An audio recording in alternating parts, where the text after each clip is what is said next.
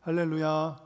아멘. 우리 주변에 계신 분들과 오전에 했던 인사, 오전에 어떻게 인사했죠? 은혜와 평강이 풍성하세요. 예, 우리 같이 인사하겠습니다. 은혜와 평강이 풍성하세요. 은혜와 평강이 풍성하시기를 축복합니다. 예, 오늘은 찬양 사역자들 헌신 예배입니다. 찬양 사역자 헌신 예배로 창세기 4장 1절에서 5절을 본문으로 하나님이 받으시는 찬양이라는 제목의 말씀으로 함께 은혜를 나누고 또 우리가 헌신을 다짐하는 시간이 되었으면 좋겠습니다. 오늘 본문은 많이 들어보셨을 겁니다. 창세기 4장 말씀 많이 들어보셨을 거예요. 내용은 이렇습니다. 아담과 그의 아내 하와 사이에 두 아들이 태어납니다. 첫째 아들 이름은 뭐죠? 가인. 둘째 아들은 아벨. 이렇게 아들 둘이 태어납니다. 첫째 아들 가인은 농사 짓는 자였고 둘째 아들 아벨은 양치는 자였습니다. 세월이 지나서 가인은 땅의 소산으로 제물을 삼아서 여호와께 드립니다. 그런데 5절에 보니까 여호와께서 가인과 그의 제물은 받지 않으셨다 말씀합니다. 그런데 4절에 보니까 아벨과 그의 제물은 받으셨다고 말씀합니다. 우리 4절을 같이 읽어볼까요? 시작. 아벨도 자기도 양의 첫 새끼와 그 기름으로 드렸더니 여호와께서 아벨과 그의 제물은 받으셨으나. 아멘. 아벨과 그의 제물은 받으셨는데 5절 안 읽었지만 가인과 그의 제물은 받지 않으셨다라고 말씀을 합니다. 그래서 오늘 본문은 이제 제물에 대한 얘기이기 때문에 예배에 관해서 많이 말씀을 나눕니다. 그래서 대부분 신약에서 예배를 주제로 하는 설교에 이 본문을 가지고 많이 사용을 합니다. 근데 저는 오늘 찬양 사역자 헌신 예배를 드리면서 이 본문을 사용하려고 합니다. 구약의 제사는 제물을 드림으로써 하나님을 높이고 경배하는 것입니다. 따라서 오늘날 우리가 드리는 예배도 하나님에 대한 경외심이 표시가 되어야 됩니다. 하나님을 높이는 것이 되어야 합니다. 사실 예배가 하나님을 높이는 것이 되어야 한다는 것은 너무나 당연한 말입니다. 왜 그런가 하면 예배라는 말 자체가 하나님을 높인다라는 뜻입니다. 예배가 하나님을 높인다라는 뜻이에요. 그래서 예배의 원어의 뜻은 입맞추다, 절하다 그런 의미가 있습니다. 즉 발에 입을 맞추어서 절을 한다. 그러니까 발에 입을 맞추고 절한다는 게 그 상대방을 얼마나 높이는 겁니까? 나를 굉장히 낮추는 거죠. 그만큼 상대방을 높이는 겁니다. 이처럼 예배는 하나님을 지극히 높이는 것입니다. 그렇다면 우리가 드리는 예배에서 하나님을 높이는 것이 무엇이 있겠습니까? 바로 하나님께 드리는 것이 뭐가 있습니까? 찬양이죠. 그래서 예배 시간에 언젠가도 말씀드렸지만 우리가 드리는 것으로는 찬양을 드립니다. 그리고 기도를 드립니다. 그리고 우리가 예물을 올려드립니다. 그런 가운데 사랑의 교제를 나눕니다. 그러면 하나님께서는 말씀으로 은혜를 내려주시고 기도 응답으로 은혜를 내려주시고 성찬을 베풀어 주십니다. 세례와 성찬을 베풀어 주십니다. 이게 예배를 통해서 우리가 하나님을 만나는 방법이에요. 그런데 우리가 드리는 것 중에 가장 많은 것이 뭔가 하면 바로 찬양입니다. 찬양. 그래서 언젠가도 말씀드렸지만 찬양이라는 것은 하나님을 높이는 겁니다. 그러니까 우리는 지금 노래로 악기로 찬양하지만 사실 찬양, 하나님을 높이는 방법은 굉장히 많습니다. 시로도 하나님을 높입니다.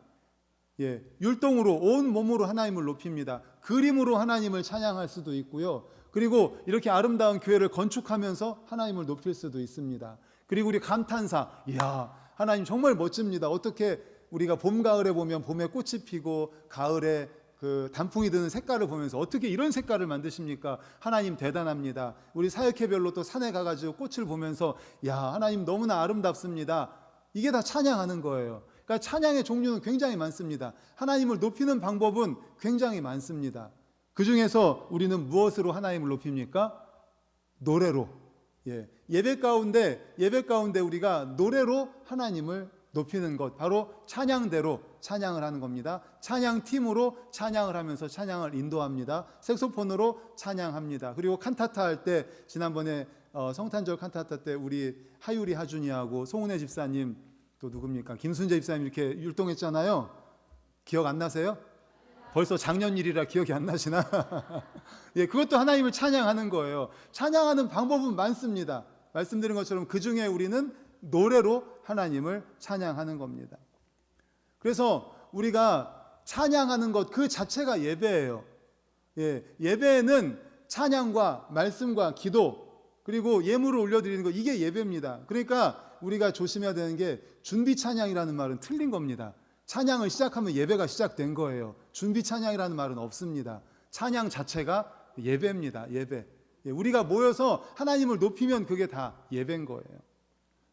그래서 오늘 찬양 사역자, 특별히 우리 교회 할렐루야 찬양대, 코람데오 찬양팀, 청년 찬양팀, 또 우리 색소폰 찬양팀 등 노래로 악기로 찬양하는 팀이 많이 있는데 예배 가운데 찬양이 굉장히 중요한 역할을 감당하기 때문에 찬양 사역자들을 헌신 예배로 이렇게 드리려고 합니다. 그런데 오늘 본문을 통해서 은혜를 받으려고 하는데, 오늘 본문에 보면 하나님께서 왜 가인과 그의 제물은 받지 않으시고 아벨과 그의 제물을 받으셨을까를 통해서 우리가 예배를 드리고 찬양을 드릴 때 어떻게 하나님께 찬양을 드려야 할 것인가를 살펴보려고 합니다.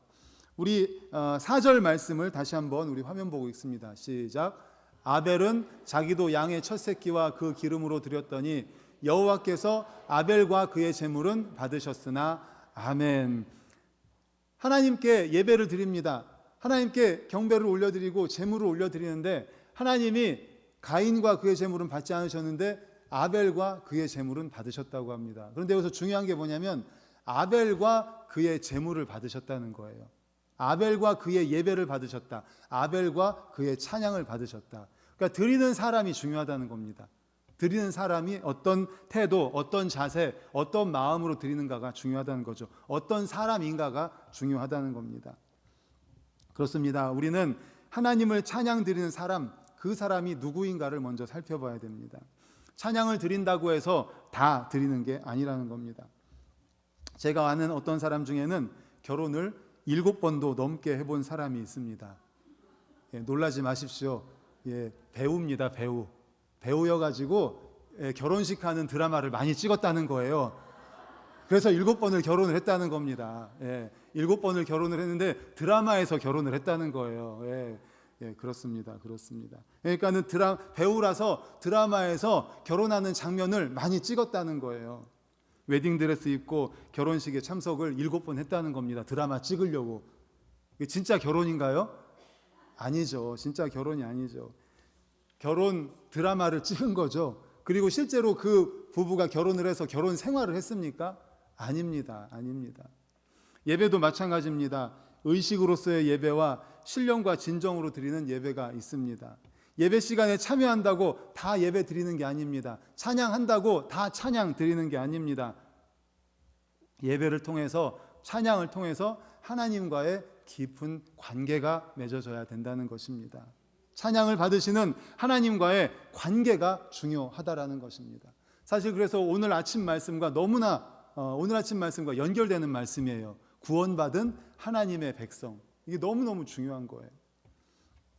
한 30년 전에 1997년 이때쯤에 뭐가 있었죠? 우리나라에 굉장히 큰 타격을 입힌 IMF가 있었습니다. IMF 30년 전에 IMF를 맞이했습니다. 그때 굉장히 힘들었죠. 그때 한 실력 있는 회사원이 있었습니다. 대기업에서 승승장구하다가 50세도 못 된 나이에 그만 IMF를 만나서 경영이 악화되면서 해고되고 맙니다. 그 당시에 굉장히 많았죠. 가족들에게 말할 수가 없었습니다. 그리고 아침에 어떻게 해요? 양복을 똑같이 입고 출근을 합니다. 그리고 어디로 가요? 산으로. 산으로 막 다녀요. 말할 수 없었습니다. 가족들에게 말 못하고 똑같이 아침에 일어나서 출근하는 척하면서 갑니다. 아무것도 아닌 것처럼 산에도 가보고 또 들에도 가보고 어디도 가보고 합니다. 속으로는 그렇게 생각했습니다. 아이, 후련하다. 그동안 정말 고생 많이 했는데 오랫동안 회사에 매여서 가족들과 좋은 시간도 보내지 못하고 취미생활도 못했는데 이제 훌훌 털어버리고 가족들과 함께 좋은 시간도 좀 가져야지. 이런 마음으로 이제 퇴사했지만 그렇지만 출근하면서 이제 그런 마음을 가지고 나아갔습니다. 제2의 인생을 살아보자라고 했습니다. 그런데 실제로 되지 않았습니다. 한 3개월쯤 되니까 힘이 듭니다. 점점 말수가 적어집니다. 그래도 잘 해보겠다고 생각했지만 그 다짐은 점점 약화가 됩니다. 그리고 결국은 어떻게 하면 잘 죽을 수 있을까를 고민하는 상태까지 들어가죠. 정말 IMF 때 너무너무 힘들지 않았습니까? 그런데 가족들이 모를 리가 있습니까? 3개월을 그렇게 나가는데 눈치를 채고 가족들이 회의를 합니다. 아내가 두 자녀가 있었습니다. 대학생 딸과 고등학생 아들이 있는데 함께 셋이서 의논을 합니다. 우리가 어떻게 하면은 아빠의 길을 세워줄 수 있을까 하고 회의를 합니다. 디데이를 잡았는데 아버지의 49번째 생신 때 아버지를 위로할 이벤트를 세웠습니다. 그리고 49번째 생일날에 사랑하는 가족들이 아버지에게 힘을 주기 위해서 이벤트를 시작합니다. 큰 것은 아니었습니다. 레스토랑에 가서 함께 식사를 합니다. 식사를 한 후에 후식을 먹을 때쯤에 이제 아내가 입을 엽니다. 여보, 당신의 49번째 생일을 맞이해서 특별한 선물을 준비했어요 하고 봉투를 열었어요. 안에서 봉투를 열어가지고 편지를 꺼냈습니다. 그리고 종이에는 뭐를 써 있었냐면 그동안 남편에게 고마웠던 일, 남편이 자랑스러웠던 일 49가지를 적었습니다. 그렇게 하고서는 남편에게 하나씩 읽어줬어요. 다 읽고 난 후에 아내가 이야기합니다. 여보, 당신은 내게 주신 하나님의 최고의 선물이에요. 이제 대학생 딸아이가 이제 가슴에서 봉투를 꺼내서 대학생 딸아이도 이제 편지를 읽기 시작합니다. 역시 49가지 아빠에게 고마웠던 일, 아빠가 자랑스러웠던 일 49가지를 쭉 읽었어요. 그리고 난 다음에 저를 이만큼 키워주신 아버지 고맙습니다. 아빠가 너무 자랑스러워요. 아빠의 눈에 눈물이 맺힙니다. 계속해서 고등학생 아들이 아빠에게 또 이야기합니다. 꺼내서 49가지 아빠에게 고마웠던 일, 아빠가 자랑스러웠던 일, 아빠를 통해서 기뻤던 일 등등 49가지를 쭉 이야기를 합니다. 그리고 아빠는 우리 가정의 보석과 같은 분이에요. 드디어 아빠가 눈물을 흘리게 됩니다. 그날 그렇게 한 인생은 새롭게 일어서게 됩니다. 자존심이 다 무너졌고 자기에게는 정말 아무것도 안 남았다고 생각하고 정말 어떻게 하면 잘 죽을까를 생각하고 있었는데 소중한 가족이 있음을 깨닫고 더 이상 무너지지 않기로 결심을 합니다. 다시 든든한 남편, 아빠의 모습을 되찾고 작은 행복의 조건을 감사하면서 열심히 살아야 되겠다고 다짐을 했습니다. 지금 성도님들 표정이 찬양 사역자 헌신 예배인데 이게 무슨 상관이지? 하는 그런 표정이신 것 같습니다.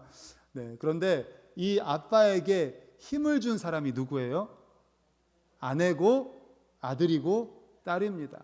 아무 관계없는 사람이 아니라 아빠에게 그렇게 고맙습니다, 사랑합니다, 49가지나 되는 정말 고마운 일, 아빠 때문에 내가 기뻤던 일, 아빠 때문에 행복했던 일, 아빠를 응원합니다 하면서 49가지를 쓴 사람이 누구예요? 아내예요. 49가지를 쓴 사람이 딸이에요. 아들이에요.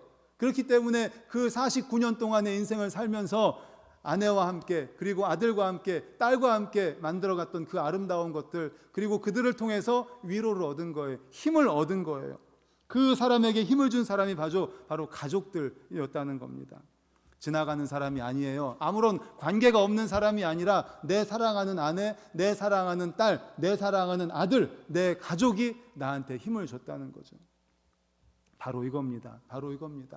나는 당신이 있어서 행복합니다. 아빠가 있어서 기쁩니다. 아빠가 있어서 자랑스럽습니다. 아빠는 우리 가정의 보석입니다. 당신은 하나님이 내게 주신 선물입니다.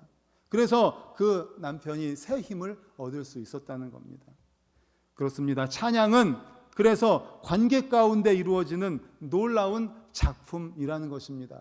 우리는 누구한테 찬양을 드립니까? 하나님께 찬양을 드리는 거예요. 찬양팀이 찬양을 하는 것도 하나님께 드리는 거예요. 하나님께 찬양팀이 찬양을 하면서 우리들을 인도해서 자 이렇게 함께 찬양하십시다 인도하는 거예요. 할렐루야 찬양대가 찬양하는 거는 레위인으로서 레위 지파로서 성도님들을 대표해서 하나님께 찬양 드리는 거예요. 하나님께 찬양 드리는 거예요. 우리는 아멘 그 찬양이 나의 고백이기도 합니다 하면서 아멘으로 화답하는 거예요. 이따 하나님 찬양 색소폰 팀이 찬양합니다. 살아계신 주님을 찬양합니다. 우리는 들으면서 하나님께 찬양 드리고 아멘으로 화답하면서 하나님께 영광 올려드리는 거예요. 우리는 누구한테 찬양 드리는 거예요? 하나님을 찬양하는 거예요. 우리는 이 사실을 절대로 잊어버려서는 안 됩니다. 하나님을 찬양하는 거예요. 하나님, 나를 구원해 주신 하나님, 나의 생명이 되신 하나님, 우리 하나님을 찬양하는 겁니다. 그러니까 찬양은 하나님의 백성만이 할 수 있는 거예요. 예를 들어서 코미디언 중에 개그맨 중에 가끔씩 이런 거 복음성가를 가지고 개그 하시는 분들 있잖아요. 복음성가를 가지고 가끔씩 개그를 해요. 근데 예수 안 믿는 사람이 복음성가 가지고 개그하면서 뭐 예수님 찬양했다고 해서 그거를 찬양이라고 볼 수가 있겠습니까? 하나님이 그걸 받으시겠습니까? 이런 말이 있습니다. 찬양이란 하나님과의 관계성으로부터 말미암아 나오는 것이고, 그래서 하나님을 찬양하는 것, 이것이야말로 진정한 하나님의 자녀됨의 표시이다. 예, 이 말을 누가 했는지 아세요? 예, 방금 제가 했습니다. 물론 제가 하기 전에 우리 찰스 스펄전 목사님이 먼저 하셨어요. 너무나 귀한 말씀이죠. 찬양이란 하나님과의 관계성으로부터, 하나님과의 관계성으로부터 말미암는 것이고, 그래서 하나님을 찬양하는 것, 이것이야말로 진정한 하나님의 자녀됨의 표시이다. 너무나 귀한 말씀입니다.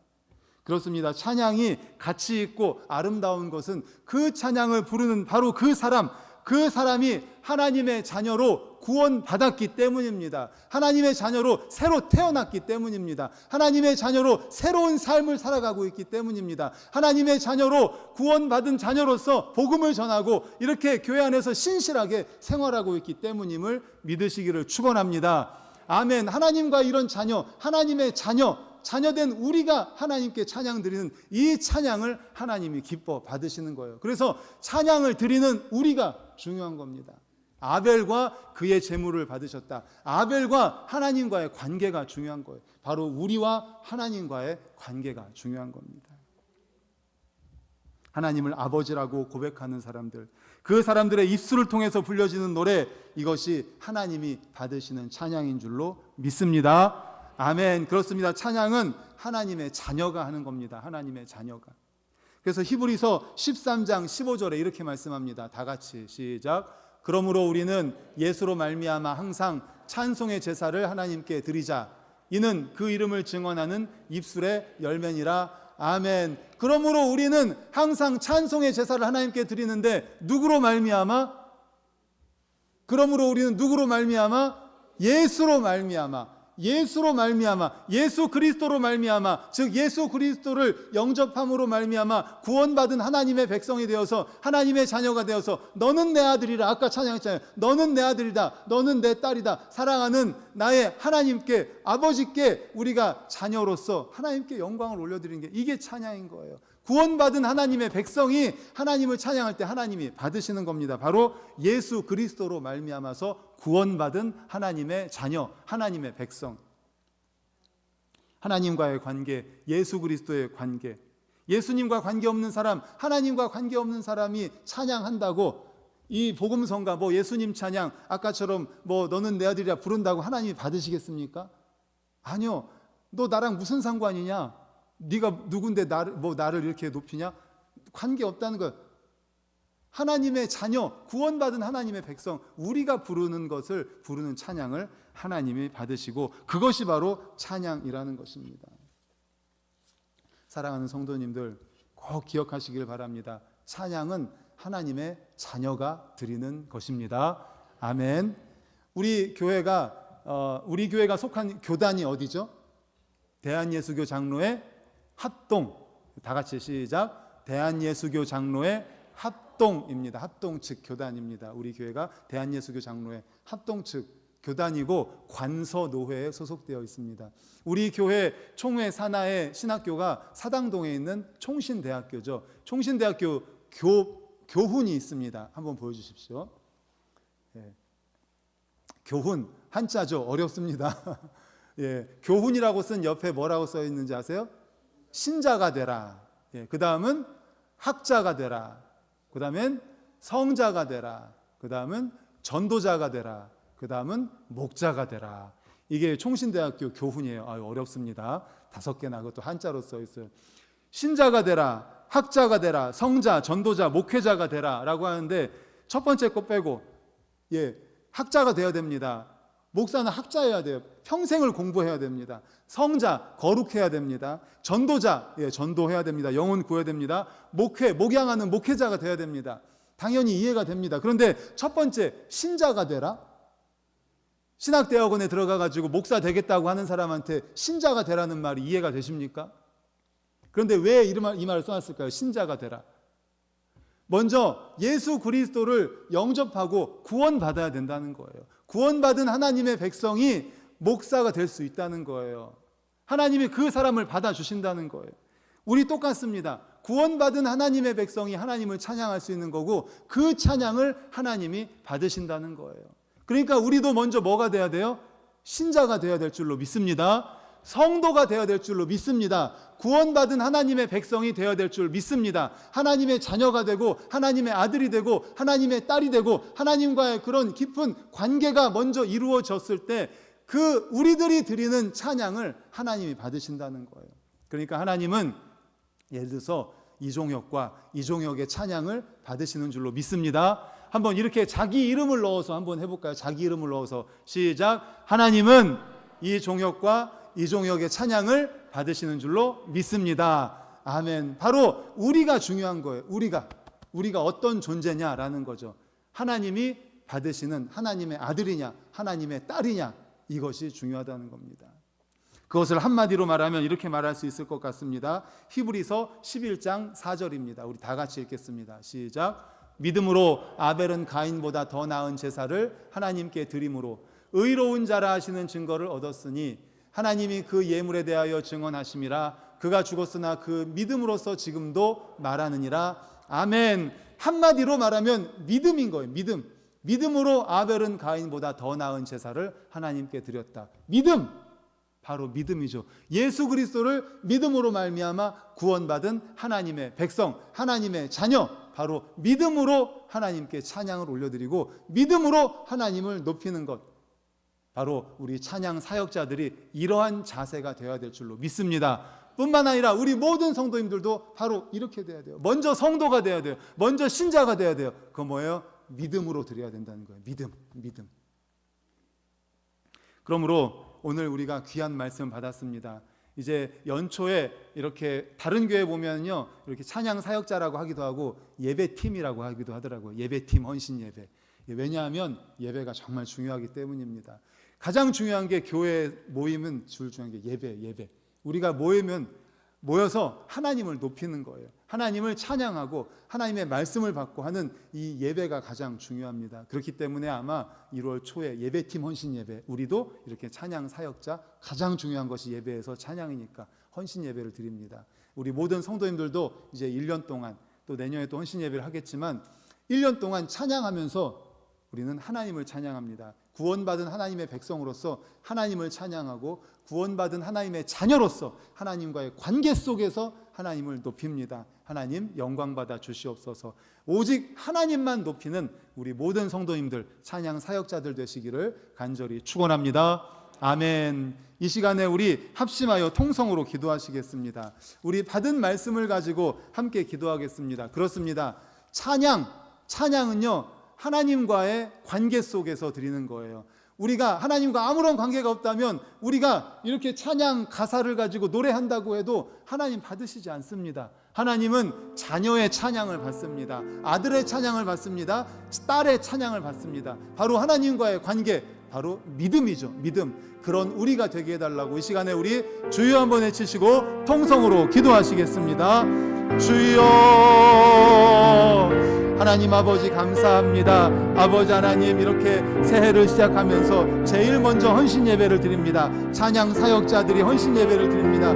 예배에 있어서 가장 중요한 것이 무엇입니까? 바로 찬양입니다. 하나님을 높이는 겁니다. 하나님을 경배하고 찬양하는 겁니다. 높이는 겁니다. 아버지 하나님, 여러 가지 높이는 방법이 있지만 하나님 아버지 그 가운데에서도 하나님 아버지 우리가 노래로 하나님을 찬양합니다. 아버지 하나님, 청년 찬양팀이, 호람대오 찬양팀이 하나님을 높입니다.